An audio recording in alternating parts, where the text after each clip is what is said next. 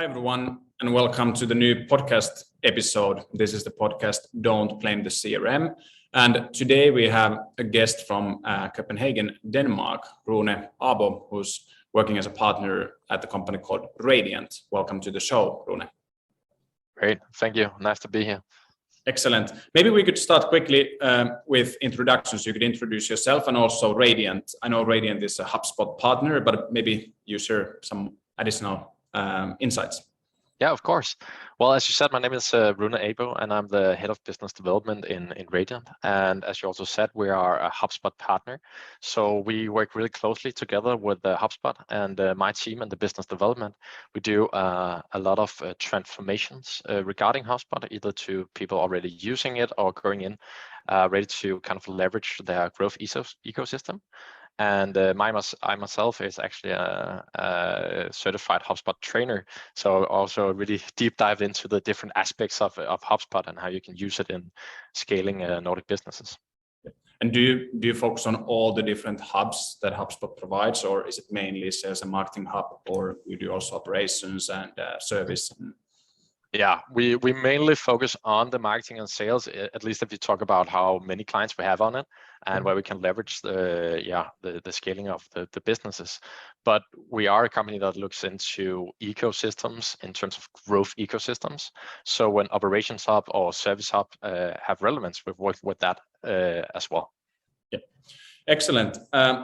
Today we'll talk about workflows. We'll talk about similarity, lookalike audiences, some pitfalls. But one of the reasons why we ended up speaking with you was that you and I, with some others, we had a discussion on LinkedIn about bringing data to HubSpot. And then we were discussing back and forth if data should be stored in company properties instead of tasks and notes. Like, what do you see? You work with RevOps people, sales ops people, HubSpot admins a lot.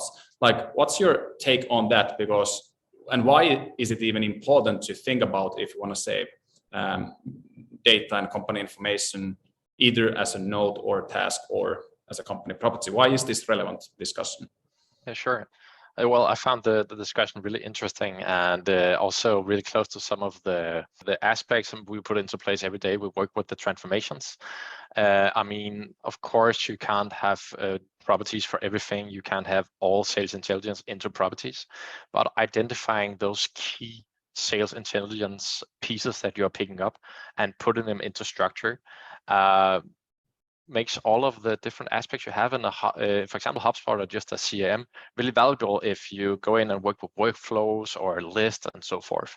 And I actually have an example of, I have a colleague that had been working with a specific client, and he found a hole in the market where he could see that a lot of companies using a specific solution out of the market could really use this new value proposition they had. And he knew that he had been talking to around like 50 companies over the past year, and he knew they were using this solution. So he wanted to find those 50 companies once again. But the only problem was he had to create loose notes on the company or the contact record. So he wasn't able just to go in and say, okay, I want these exact 50 companies. If he had put that into that specific property for that piece of sales intelligence, talking about what solution they have right now, which was also in place, just not used, he would just be able to go in simply and press, I want these 50 companies with this property, get a list, and he had all of them. And one thing is that he could then go out and talk to them, but he'd also be able to put those into workflows, or also for future companies where we figured out that you got this. You'd also be able to put that into the structure. So yeah, I normally kind of use the analogy of notes being like highlighting something in a book. You can see it when you're on that specific page, but you need to know exactly where it is to find it again. But if you put it into properties, it's like have these small sticky notes that are structured on the side of the book. So when you need to find something specific, you just look for that little red color and you can find it. And it's even better because you can do it across a lot of different books, so you can see everything at the same time. So it's so important to first identify those central pieces of sales intelligence put into properties, but also making sure that you have that. So when you need it, you can find it again. Yeah, I think that's a very good example. We actually had we've been discussing the same topic and almost like the same type of example. It was about actually technology data and the solution that a certain company is using, because in HubSpot, of course, there's lots of technographics providers, and even HubSpot Insights has some technographics and those are saved in a certain property. But then you have lots of like back-end technologies and technologies that are not that easy to detect from company website, but they might be mentioned in job openings, for example. Like, for example, if a company is using Gong or Gemini or another conversation intelligence tool, it's very difficult to detect by looking at the website, and that's why it's not typically covered by technographics providers. But then if you look at job openings, you can actually see when they hire new people, they talk about their technology stack. And the first initial thought was to create a task, like whenever somebody mentions Gong in this example in job openings, somebody would like to know, their competitor, for example, would like to know that. But then we started thinking that maybe Excel property would be a better place for that type of information, because then you could, just like you said, build lists and I guess also activate workflows. Exactly. You work with lots of HubSpot main users, and let's talk about workflows. Like, what are some of the examples so that people understand the concept of workflow? Like, what type of workflows you see that people are using, and what are the ones that you have seen being successful, yielding results? Yeah, sure. Well, of course, this could be a really long episode if we talk about all of the workflows. And I mean, workflows is really a function that's becoming more flexible, more dynamic, more easy to apply as well and go. And even though you have never worked with any kind of like coding or something like that, it's really easy to go in and work with. And you can create a lot of really powerful workflows with minimal effort. And you can also create even more powerful with more effort, of course. But just as we talked about before, you will having that data in specific properties, making sure that, okay, now we know the optimal way is to create a task, create a list, create an email. Well, that's something that the workflow can help you with, creating that task or making sure that you have the right email list and so forth. So you have a lot of different opportunities. And I think maybe an aspect to talk into is when you have a sales process. Well, normally you know that you go from A to B and then to C, but if you don't have anything that is kind of guiding you and saying, okay, the optimal approach for this specific company is to do this task or notify you, well, it can be hard to get everybody the same way.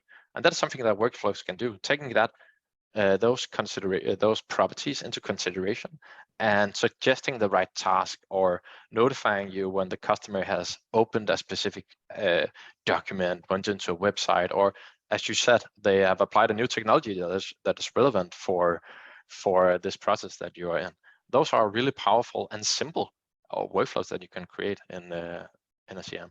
Would you use in HubSpot? Would you use workflow features to do the following example? Let's say that you have an ICP, ideal customer profile, and let's say that you go after IoT companies that are located in Europe and are more than 50 employees. Yeah. I would imagine that, I mean, you only need a little bit of company data automatically to bring automatically to HubSpot. But then let's say that you already have information, you have employee count, you have location, and you have that industry vertical, in this case IoT. So whenever there's a company that used to have, let's say, less than 50 employees, and then that property value gets changed and they go above 50 employees. So this company now is part of the ICP. Would you sort of automate that? And can you actually do it by using workflows that the moment when the value in that property gets changed, you would create some sort of action for someone? Like, is that how workflows are typically being used? It definitely is. It definitely is. And I mean, that is kind of where you identify new leads, right? And of course, you need that data stream to come in from an application or an integration. First of all, if you haven't discovered it yourself. And yeah, one of the things would be to say, hey, this company just went into your ICP. This is the right time to reach out to them. So one thing is that it could be an automation that says, now you have to reach out to them. You could also have an automation that enroll them in some kind of lead nurturing if you have the permission for them already on omni channels or through emails. So yeah, that's definitely an aspect of it. But you can go even further, because afterwards you have a lot of different leads. How do you approach everyone specifically in the right way? That's not only based on what ICP they're in, but also what they have kind of been doing throughout the sales process. How many days have it been between steps? What are you doing right now? Well, you can also have tasks and notifications and general automation in terms of communication to make sure that you're moving forward in a sales process view of this, of course. And if you take it even further, you would also be able to make sure that you have the data in the right places, from going from a deal to a company and something like that. So when you move forward in the future, you have the right data inside to improve that process and improve your workflows. So it's really like an iterative approach when you have this ecosystem glasses on. Yep. Do you know, I mean, there's different objects in HubSpot, and then these objects, they have properties. You have like company properties, you have contact properties, deal properties. Can you create workflows based on all these different properties, or is it somehow limited? I honestly don't think on the top of my head. You can build on every single object type there is, and you'll also be able to create major changes to those objects. So now we just use the deal example again. You'll also be able to move someone forward in the deal stage if a certain thing has happened as well. Yeah.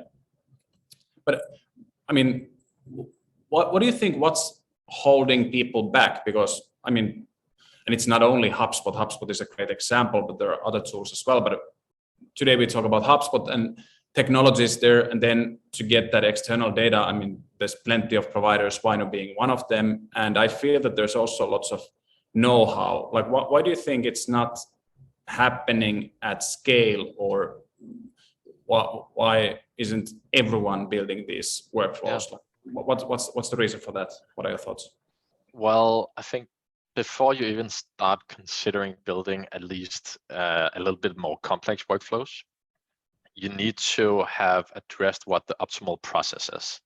And simply mapping out what an optimal process is can be difficult, and especially in a complex situation with complex sales process, something like that, where you can say, oh, this might happen, and this can also happen, and so forth.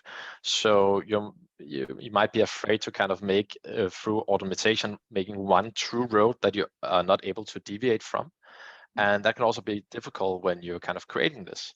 But what, of course, you need to consider when doing the workflows are also these different scenarios that are difficult to predict if you don't have the experience to knowing what is going to happen.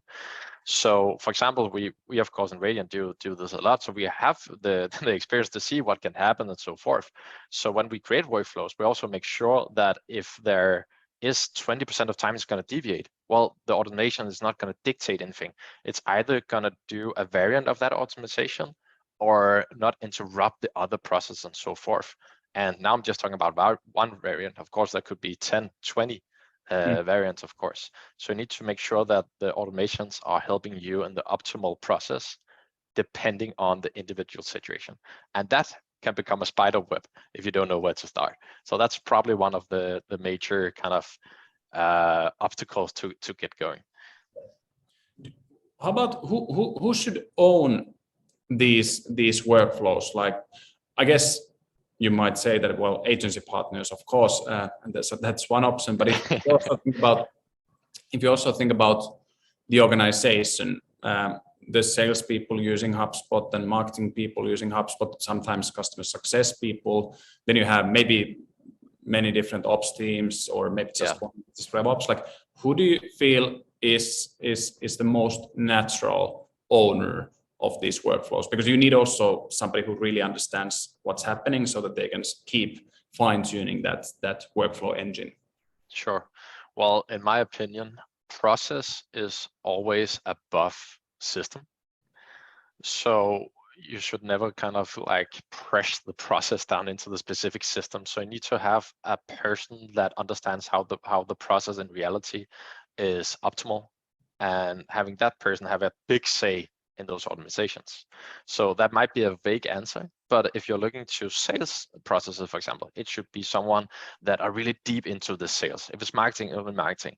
But you have the most optimal output when you look at it as a whole. So if you look at it as individual sales, individual marketing, individual service, and you have all of those things in the same CRM with the same data, you always also need someone that can kind of align the three of those. So you need to have someone from service, someone from sales, and someone from marketing that is listened to. But then you have one person that is kind of in charge of everything, but really listens to those three and can see what the synergies are between those. Yeah. And I would imagine RevOps might be that one individual that is exactly. Yeah. Have you seen it, by the way? It was one of our sales and marketing predictions for this year that RevOps will be one of the trends, because historically ops has been quite siloed. You have had sales ops and maybe marketing ops, and they have been working quite separately, but we feel that now it gets more and more centralized. Is that happening among your customers and prospects? Like, are they actually establishing these centralized ops teams called RevOps? Yeah, we can definitely see that this is something that is growing in focus. I wouldn't say that we are in a revolution right now where we're just going around, but it's definitely something that everybody starts to seeing the value of, and also just having this approach of, just as we talked about, not having those silo functions, but seeing everything as a whole and making sure that you have the right connections between marketing to sales and sales to onboarding and so forth. Yeah, definitely. Then need your input on one topic that we have been working on lately. When I had my own sales quota, so I've been in B2B sales myself, and always the moment when I closed a deal, and luckily I closed every now and then. when I closed a deal, what typically happened back then, I went to Google and other places to find exactly same type of companies, because I felt that I had found a winning concept. So I wanted to sort of scale that approach. And now it's no secret we've been working on that with Vainu so that we can start providing company lookalikes, because I feel that in B2B that's not really happening. But what would be, from your point of view, the most natural place to make that data available inside HubSpot? So let's assume you close a company A, and we would know that these are the top 20, top 100 lookalikes based on what they actually do. How would you make that data, those ideas, new prospects available for the salesperson or for marketing? Like, what would be the best place to put the data inside HubSpot? Yeah, sure. Well, first of all, I think it would be a really powerful tool, because you put the example of closing a deal, but you can use it a lot of different times as well. But that's probably the most powerful one, as you say. And of course, if you are a B2B company, these companies should be created as companies, but then you should have that similarity stored as a sales intelligence piece on a property level. And of course, once again, going into this, you'll be able to leverage this through workflows. So if you, for example, close a deal and you wanted the, 10 most similar companies, and you can get that directly through a function, well, then of course you wanted to be notified or having automatic tasks based on the situation of each customer, so you can just easily go in and look at those companies afterwards. Could workflow be used? Again, I honestly don't know the answer, but let's say that whenever deal goes into closed won states, could we then look at certain company properties of that company where the deal was associated? And could we look at a property called similar businesses, and by using workflow automatically create those lookalikes in case they did not exist already? Unfortunately, not directly in a CRM. Then you need something that is a little more better to manage the large data sets here. Yep. But I guess we could anyways display them in that company profile, and then you could, from there, you could click create or import. Yeah, exactly, because you have the data on the company or the deal. So you simply just need something that looks like it. Yep.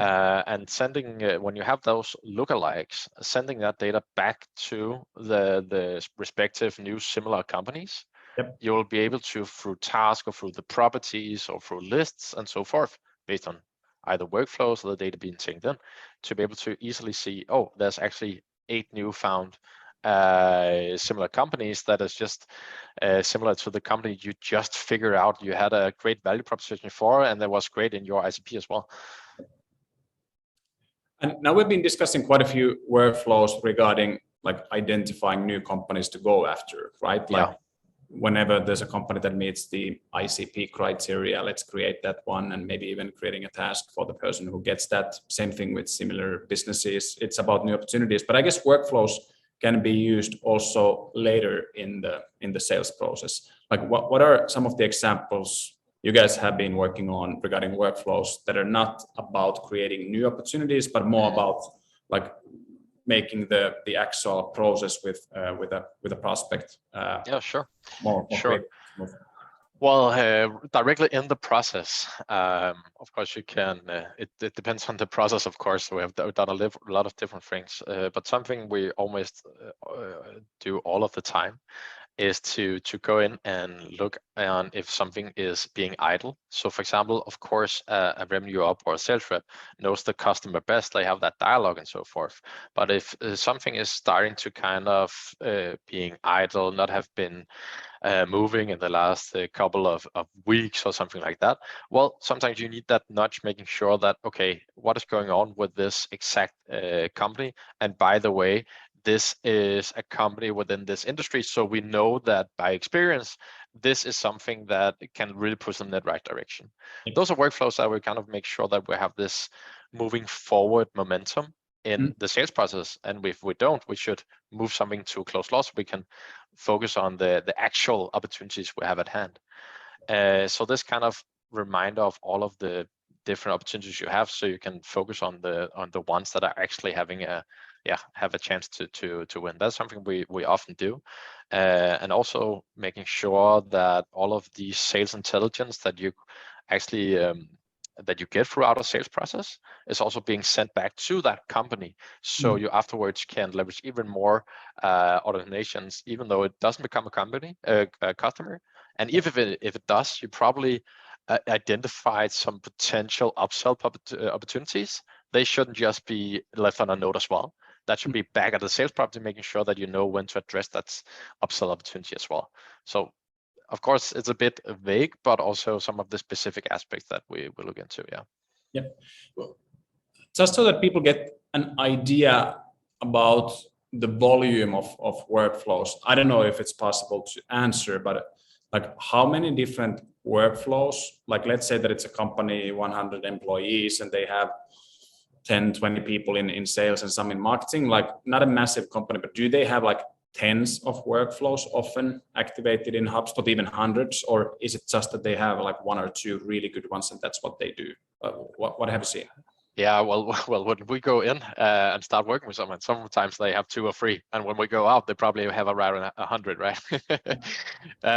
So yeah, because one thing is what we talk about are these tasks and these moving forward and looking into new leads. But another thing is just diminishing administrative task of if you have put a data point in one place and you need to 3 places, well, have that copied over and so forth, like just making it a more intelligent system as well. And that you can do a lot. So there's a lot of different aspects as well. Yeah. So there will be often when you actually start working with workflows, the number of workflows goes up quite a bit. Definitely. Where do people sort of document all that? I mean, in product development, it's all about documenting what you do, so that even if there's a new person who comes in, it's easier for them to get up and running, and that you have an understanding what you have actually built and how everything functions. But if you build tens of workflows in HubSpot, I think it's quite easy to lose the understanding of what are we actually doing. So many workflows going back and forth. Like where should people document all this? Yeah, sure. I mean, of course, it depends on the complexity, just as you say, right? And these administrative workflows that are just kind of helping you, not putting in something in twice, you don't really need to know it. But all of the other things with the process, the sales process, marketing process, and so forth, that's a spider web to access in HubSpot or a CRM system. So you need that source of truth. And actually, normally it's best to have that source of truth outside the system, so you don't kind of lose sight in tens of workflows, as you say, but you know, for example, that here we have the buyer journey, and when you're in stage X and Y, we know that these 2 or 3 workflows are happening. Or if you have a marketing system, we know that we want to target people over here and here. So if you want to look in a specific aspect or a specific workflow, the CRM system are great to get that. But to seeing kind of the associations to everything together, you can click around us and just in a matter of minutes, you will realize you're going a little bit in circles, right? So you need that source of truth someone else. And we use a lot of different systems, but normally we can also use like a drawing system like Miro or something like that, where you can collaborate and see what the source of truth for a process is. So yeah. And then last question. If we still try to simplify this concept of workflows, like it could be an example, something that you have done at Radiant for your own business, or maybe one of your customers, but could you give an extremely easy to understand example, real life example, how workflows work and how they have helped a certain customer? Like it could be anything, but as long as it's quite simple to understand. I just want to make sure that everyone really gets the main idea of a workflow. Sure. So a really simple, down-to-earth example could be that you have to talk to a new lead. The new lead is interested in learning more about your company. And when you lock that into your system, there's simply an automation, creating a task, making sure that you follow up on this. It could also be that when you have done the meeting or so forth, that you put some properties in that you know you need for a future purpose. The automation can also go back and say, to create your offer, you actually need these 3 pieces of information that you haven't collected yet. Make sure to collect them to go forth. Really down to earth. And maybe almost taking the role of a sales team lead to some extent, making sure that people follow the sales playbook. I sometimes also say that if you talk to sales, you should tell them that you're getting a digitalized PA helping you, making sure that you have all of the tasks you need to do. Yeah, and of course, maybe not a down-to-earth example, but a great example of the kind of the power of workflows and leveraging is also we can't mention the name of the company, but we did a project where we went in with a market data system. In this case, it was Vainu that was the great choice. So we did with you, and we have these triggers from your side sending into the HubSpot system when a new company in that specific vertical reach a certain mass. Then it was sent into HubSpot, and also if they started using specific technologies, and that information was sent into HubSpot. We logged it, of course, in the properties. So we have that. And there are around 20 workflows right now, making sure that you either get sales, the notification and the right task to move forward. But we also have for companies where the permission has already been gathered, they are actually receiving automated nurturing, making sure that they actually are aware of these possibilities that are now available for them and so forth, and nurturing up until they're ready to go with this project as well. Yep. And I guess the key to build all these 20 workflows was to save the data into a property. Definitely. Instead of just like sending it as a note or a task, because workflows are based on these properties. Exactly. Do you have, I mean, it would be, do you know if anyone is building or managing like a library of existing workflows? I would imagine quite a few HubSpot admins would like to see like real life examples, successful workflows, sales, marketing, CS, and different parts of the buying process. It could be even a good content idea for someone like Radiant, I feel. Yeah, definitely. That I know of, there's not like a large library of what we've done. Of course, the most common ones, of course, as you said, we're partnered with HubSpot, so I'm focusing on HubSpot here. They have a really good like knowledge base when you want to do exactly things, and they have a community, so people post about these common issues. But of course, if you go into the tailored part, it can also be hard to create like a one-to-one following a library. So in that sense, I'm not sure that's one, but HubSpot has this knowledge base where they do it. So you can see the most common and basic examples. And when you get kind of the gist of how the workflows are working, it's also really easy to build from there. The main pitfall is, of course, that the more complex you do it, the more errors you're also going to make. Sounds good. So I guess we can sum it up by saying that we believe that this will be the year of workflows, and people just need to keep in mind that quite often they need to store the data in properties if they use HubSpot, because that's the way to trigger these workflows, and then they can be used in sales, marketing, CS, and not only in the early stages of the sales process, but also later on. People just needed to be prepared that there will be quite a few of them. So it's important to have a good understanding what's happening in all those workflows. But Rune, thanks a lot for joining the podcast, and I think this was excellent episode, and we'll be back again with a new episode 1 week from now. So thanks, Rune, and thanks everyone for listening. Thank you.